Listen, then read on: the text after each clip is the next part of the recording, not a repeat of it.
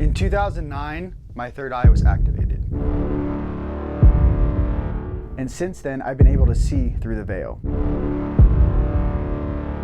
This veil, which hides all energies hidden from our visible spectrum, was now available to me. I began to interact with my higher selves and communicate with interdimensional beings. In this series, we're going to go beyond the 3D reality. We're going to open the Pandora's box of what it means to be the multidimensional beings we truly are. I am Rion, and this is Cosmic Surfer.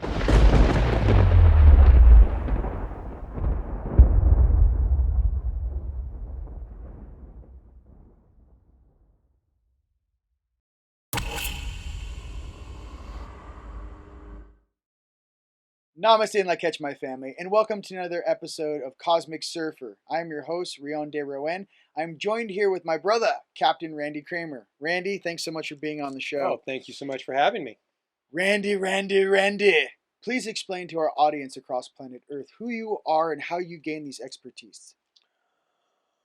I'll try to do the fast version without speaking too fast. All right. I am Captain Randy Cramer, United States Marine Corps Special Section. United States Marine Corps Special Section is the covert military space program arm of the Marine Corps, which was started in about the 1954 time frame by an edict by President Dwight D. Eisenhower. United States Marine Corps Special Section parcels personnel to the larger collective Earth space program, which we often refer to as the EDF, or the Earth Defense Force. I did a 30-year tour in that program, and then was returned 15 minutes after I left to make it look like I'd never gone anywhere in what they refer to as an age-reversed body. It's a long, complicated story. I'm not going to do the whole thing here. Those of you who really want to know, I'm all over the internet, and you can look me up and hear me talk about that at length. And so about 8 years ago, my Brigadier General asked me very politely if I wanted to go public with my story and be the de facto public relations officer for the command staff of United States Marine Corps Special Section. Naturally, I said, "Are you kidding? No, I want to have nothing to do with that." And after a couple of weeks of persuasion, I said, "Okay, I'll do it." So not a decision I have regretted. It was just a decision at the time that I did not think I wanted to have anything to do with. So since then, I have been doing interviews, television, radio, conferences, finished a book that's coming out. When's that coming out? I have talked to publishers this week. So the answer is, I don't know, but look for soon. it coming out. But can we tell them what's going to be called? Because, still a secret? Well, we haven't got the copyright until it's published, on the title yet. So until I've got the copyright, I can't tell anybody the title yet. Hopefully in the description, maybe by the time this comes out, maybe we'll have it there. Then we'll be able to put it in. We'll see. Yeah, hopefully that'll get taken care of this week, actually. So awesome. Fingers crossed. Beautiful. And some of the things I wanted to discuss, obviously there were some things you discussed on Gaia with our brother, Mr. Emery Smith. Oh yeah, one of my favorite people on the planet. Emery's awesome. We love you, bro. He's super awesome. Love you, Emery. Love you, Emery. So what my thing was that, when you spoke about what's underneath the computer deep down in the Earth. So for you guys who don't know, we're obviously living on a planet Earth that seems solid. It's a honeycomb planet. There's many different layers to this world, right? Absolutely. So underneath the inner Earth, or the Agartha network, as they call it, there's layers that keep going down and down and down and down, right? So when you started speaking about the layer of the quartz and the gold, okay, for you guys that may or may not know this, if you guys are gold miners, you know this, but whenever they find a vein of gold on the surface or in a mine, you have to remember there's always a layer of quartz or amethyst wrapped around that vein. Why? Because it's an electrical circuit of which the energy is flowing from the core of the planet up into the surface. So when they find usually a big pocket of amethyst or quartz, they're really looking for gold. The vein or the core of the circuit is gold. So when you start talking about underneath the layer of quartz and gold, that's where the big boys roam, where the wild things are. You didn't want to speak about it then, but I'll speak about it now because, listen, this is what I do with my guides. Every single thing I listen to, I'm like Data from Short Circuit, okay? Doesn't matter who it is. It could be Corey, David, Adair, Emery, my brother, Randy. As soon as I watch something on Gaia, I'm sitting in my powered pyramid, and I'm going, okay, show me. I asked my guides, my highest light, my highest night, everyone in my squad. I go, yo, show me what he's talking about. Show me. And I have been going downstairs for quite some time. And I noticed that he goes, he didn't want to talk about what's down there. I'm like, yo, bro, they're like 300-foot tall titans underneath that deal. And I've been talking to these huge beings. They don't really talk, mind you. They're very large dudes. They kind of, you're cool. Here, I'll take you. They're very large things down in the interplanetary stuff. And again, you can discuss this a little bit as well. They're there to protect the computer, correct? Right. So let's talk. Absolutely. Yeah. So Gaia is a library planet. Let's talk about some of that data storage and why this planet is so special as a library planet. So deep down near the core, which I have heard some people describe as a diamond core, that the very, very center is not molten nickel, but it's a diamond core. Just around that is a gold ring. Now, that gold ring is several hundred miles thick. So it's quite large. Any miner who was able to get to that gold would be the richest man in this corner of the galaxy. Yo, can we not like tell like no one's getting down there. No I was trying one's to say, everyone calm down. It's not the gold rush. No one's getting to it. Okay, no one's getting to it. So that's the center. That's where the library core is, where the memory core is, where all the data is stored. So the library core is a memory storage system of every single thing, every single genetic map, every single event that has ever occurred on planet Earth ever.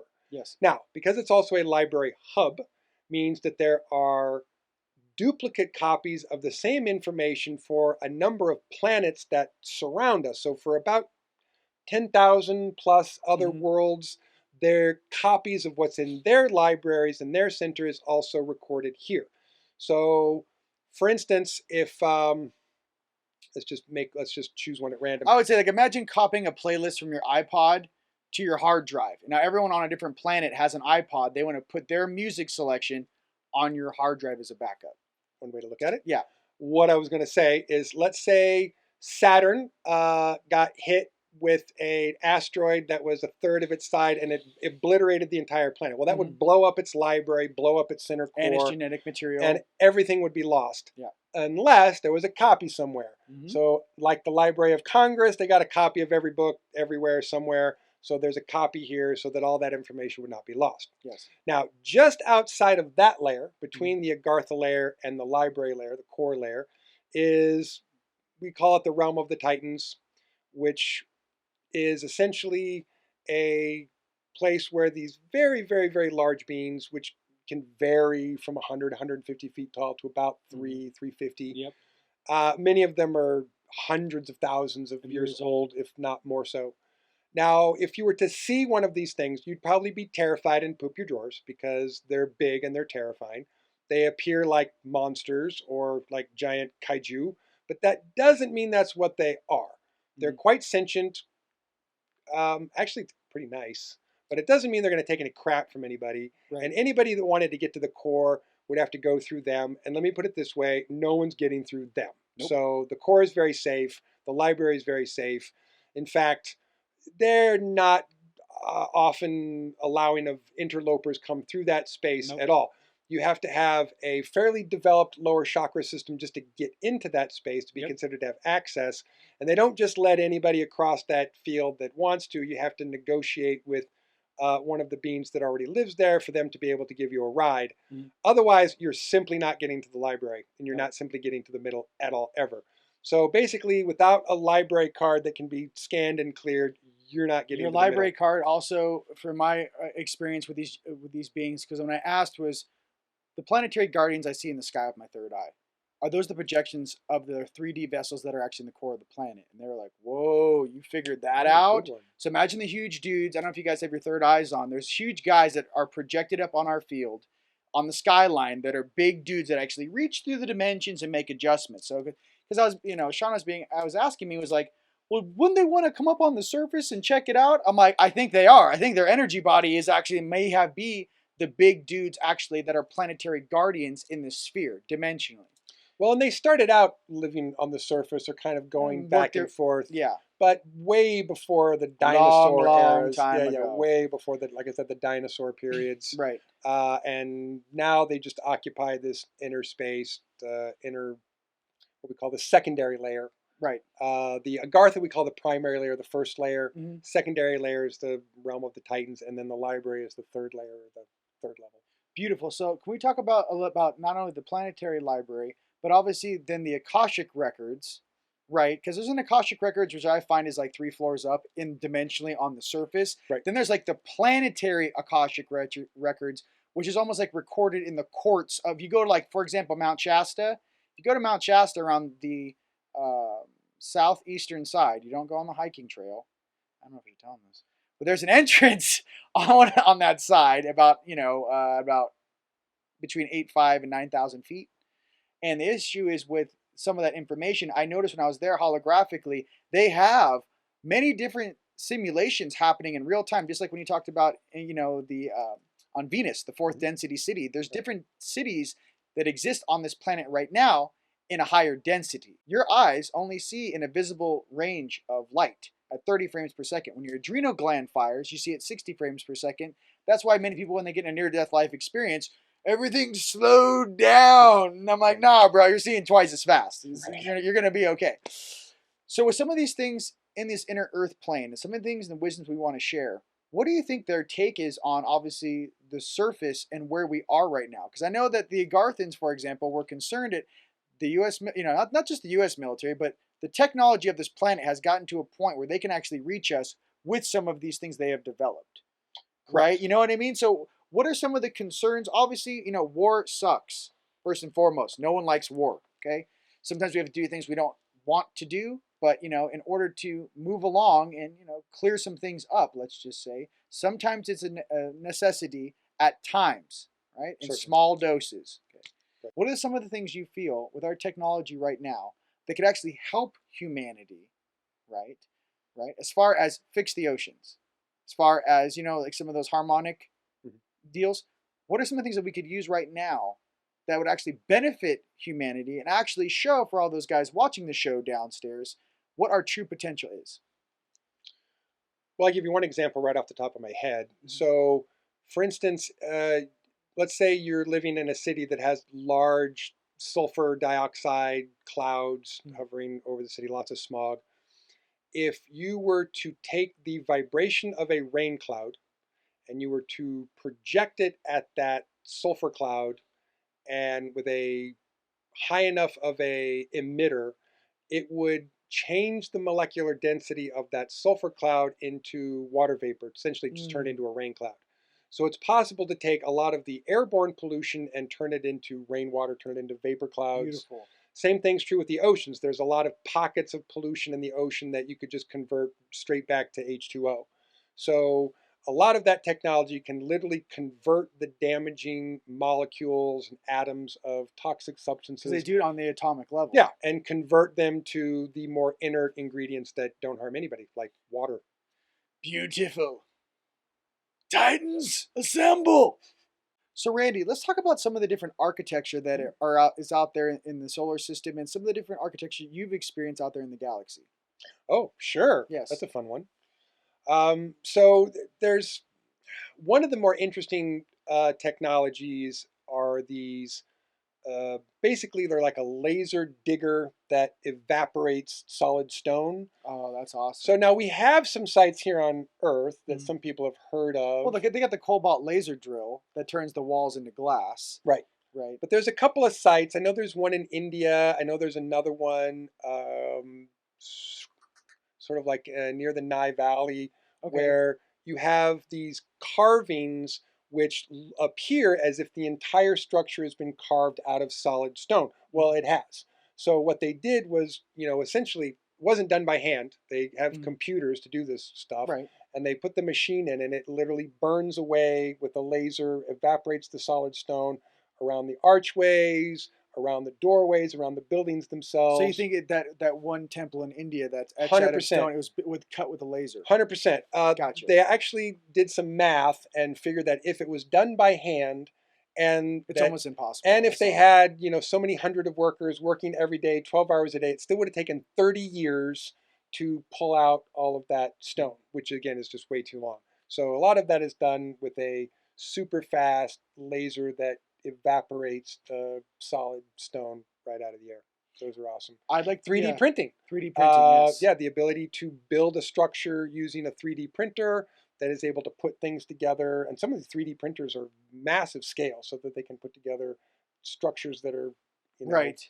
100 stories high by, Oh you know, my mile goodness. wide. Anything you can think of, you Anything you just can think put it of. in the diagram and it prints it. I would like to talk about some of the building materials that you witness on Cassiopeia. I'm super, since I make orgonite, you know, I do it and I work with alchemy all day long.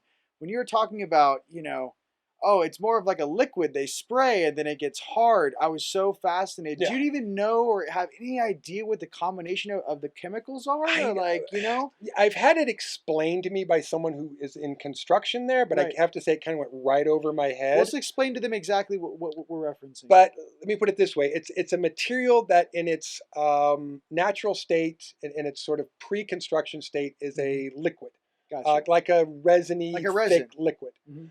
and then it's put into a form, and then they use like an ultraviolet Hardening frequency agent. Yeah. that basically hardens it and vitrifies it like glass. So when it's done, Beautiful. you end up with something that looks like it's been made out of blown glass, but it's really a Wow. 3D printer that then hardened and vitrified in place. It's Gotcha. amazing, beautiful architecture. Have you ever been to Saturn? What's going on with Saturn? I I've have never, well, I've been to a couple of the moons, but I've yeah, never been to on Saturn proper. I right. might I know know there's a some of the, base outside yeah, of Saturn. yeah, there's a couple. What do you know about Saturn? I always have a fascination with Saturn. There are some natural life forms Yes. on Saturn. They do exist in a harsh environment that we could not survive. Right.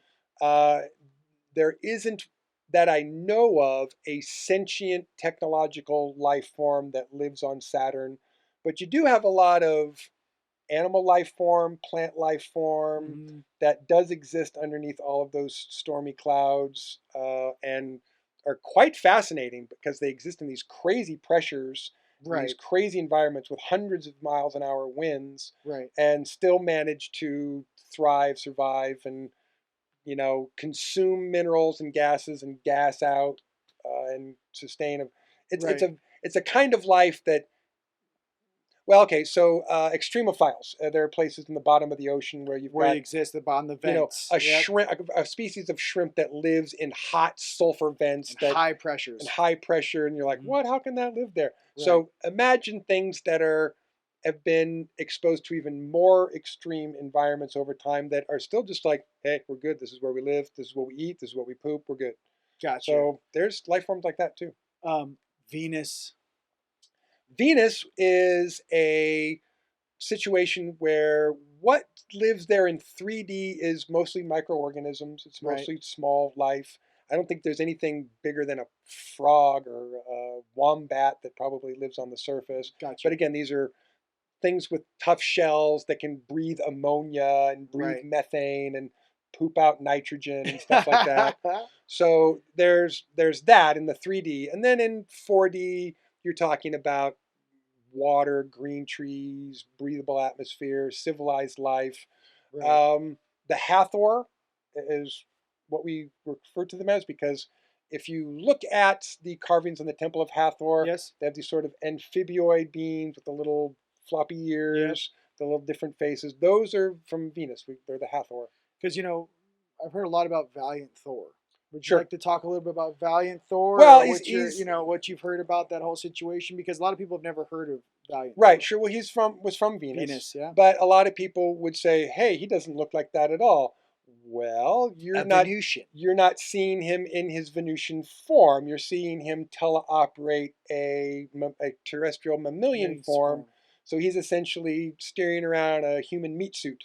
He's droning. Yeah, He's droning droning. hard. Yeah. Because they said his ship's parked over Lake Mead, and I'm like, have you heard anything since he showed up here? I mean, like, you know, it's funny. I hear all these stories, Randy. I hear so many stories down here. Right? Oh yeah, lots of stories. They're here. Half of them They're are here true. to help. They're here, and then they're gone. And I'm like, well, where is he now? And they're like, oh, his ship's parked by Lake Mead. I'm like, well, is he busy right now? Well, what are you waiting for? Well, he came here, did his mission, helped us work out some science and technology issues, and then he went home and he was done. But it makes me feel like, what is he the only guy from the planet that wants to help? That's what I'm getting to. It's like there's so many awesome beings here, right? And this solar system is so awesome. I would just like to say, if we're giving everything our best effort, truly, Right. truly giving our solar system a best effort, are we actually giving 100% of what we could? Well, that's debatable. Certainly debatable. And and the thing about the controlling functions and the control about what we share with the civilian population, and what obviously the SSP military knows, then obviously this technology that's hidden from us. At the end of the day, our souls are hundreds of millions, if not billions of years old, right? Our souls. I mean, our eternal energy, however you want to say it, I like to call it the original creator of my soul. I kind of just cut right to the original creator, sure. right? My thing is that in the variation of how we're interacting with another, and obviously our conscious levels, there have been much higher conscious levels from this form, wearing this suit in the past, right? What are some of these loops that we keep replicating? And you know what I mean? And some of these things that we pick up from these different planetary bodies, like for example, I've heard many times that Earth, because I remember in my older form, Earth was the National Geographic planet. We all lived on Tiamat, the big one before it blew up. Like no one actually lived on the National Geographic planet. Right. That's how old I am. No, it was like, why would you live there? That's like where the animals are like existing. And it's like, it's like, I don't know. It's like a fairyland down there. You don't want to live there.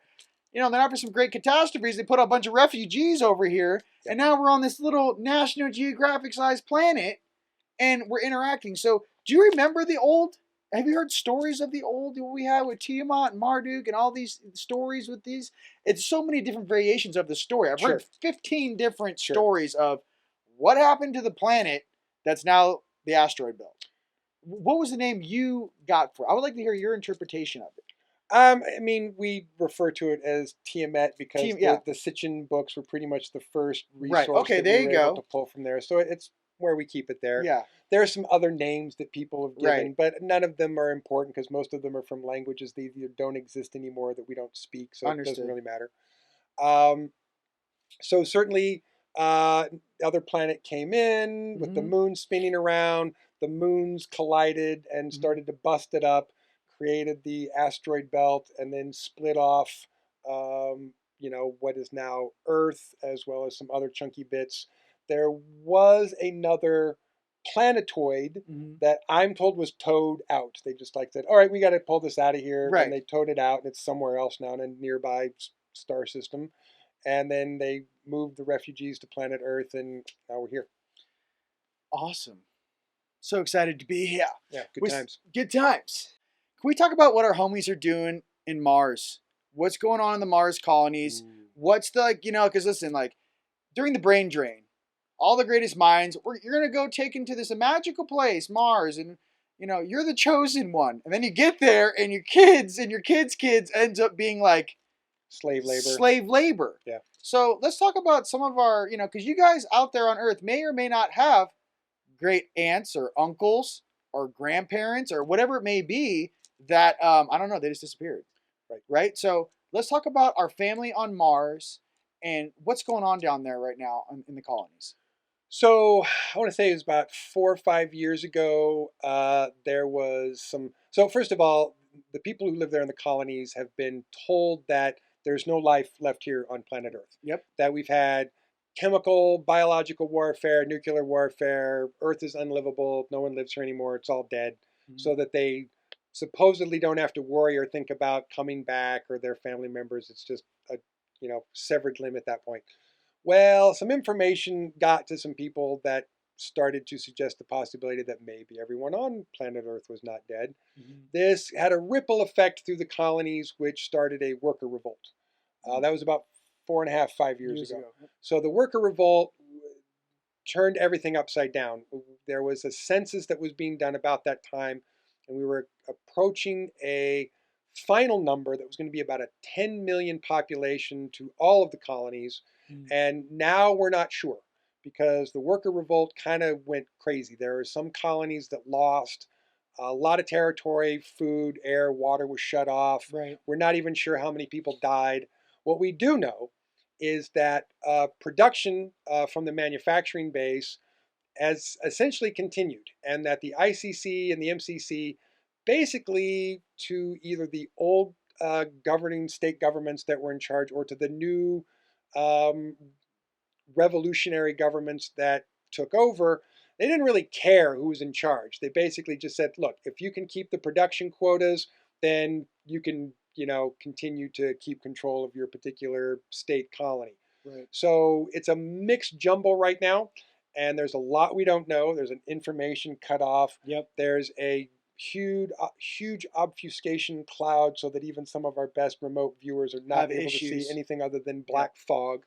So we know that there was an attempt by the Russians to land a lander nearby Right. a few years back that was supposed to be a communication device, so that basically someone could go up to their lander, pick up the phone, and And they go, could yo, what's and going they can on? be, hey, here's Do they what's going speak on. English?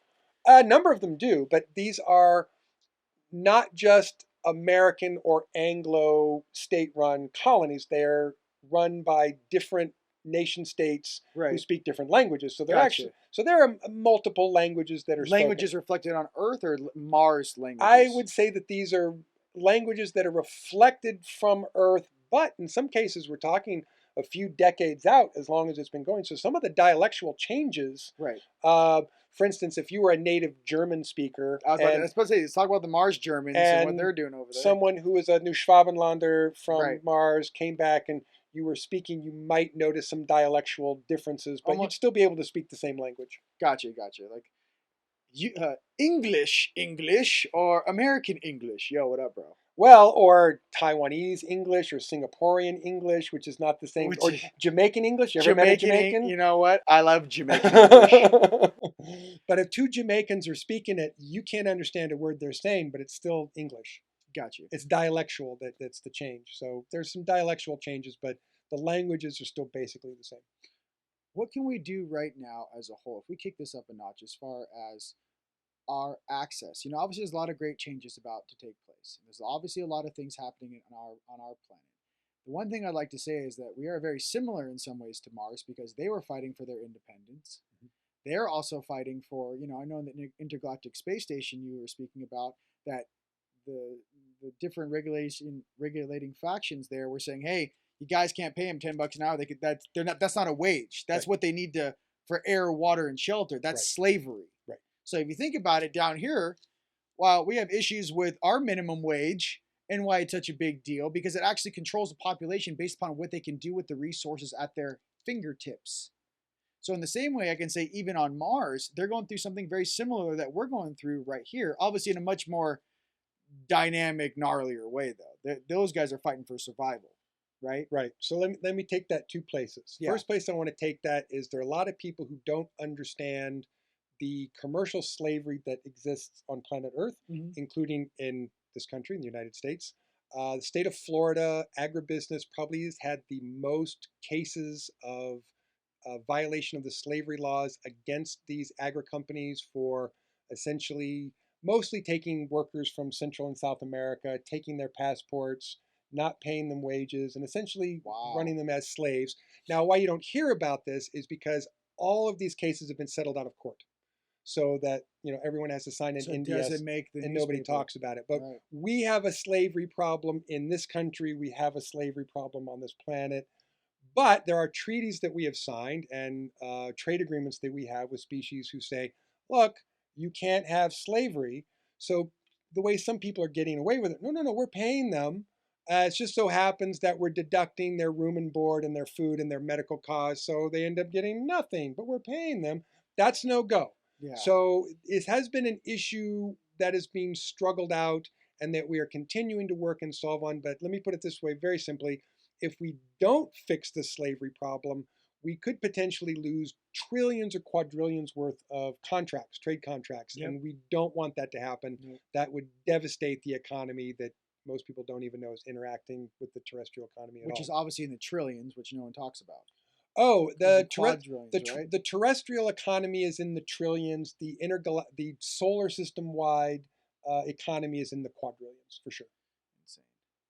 Well, ladies and gentlemen, it's been an absolute pleasure having you guys here today. I hope you enjoyed yourself here on Cosmic Surfer. I am Rion de Rowan with my brother, Captain Randy Cramer. Thanks for watching.